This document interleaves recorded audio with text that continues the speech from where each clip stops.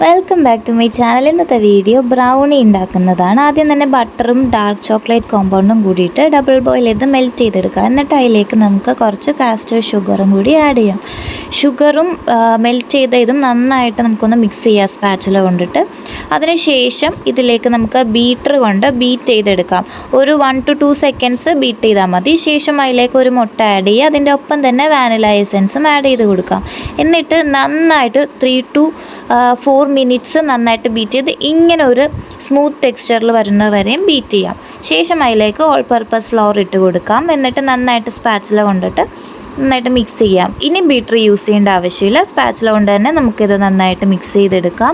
നന്നായിട്ട് മിക്സായി വന്നതിന് ശേഷം ഇതിലേക്ക് നമുക്കിനി ആഡ് ചെയ്യാനുള്ളത് കൊക്കോ പൗഡറാണ്. ആവശ്യത്തിന് കൊക്കോ പൗഡർ കൂടി ആഡ് ചെയ്തിട്ട് അതിലേക്ക് ഒരു നുള്ളുപ്പിട്ട് കൊടുക്കാം, ഒരു പിഞ്ച്.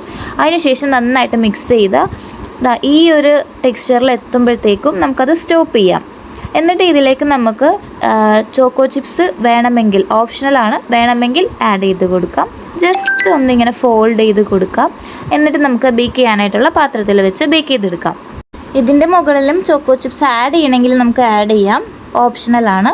സോ നമ്മുടെ ബ്രൗണി ഇവിടെ റെഡി ആയിട്ടുണ്ട്. അപ്പോൾ വീഡിയോ ഇത്രയേ ഉള്ളൂ. വീഡിയോ ഇഷ്ടമെങ്കിൽ ലൈക്ക് ചെയ്യുക, ഷെയർ ചെയ്യുക, സബ്സ്ക്രൈബ് ചെയ്യുക. ബൈ.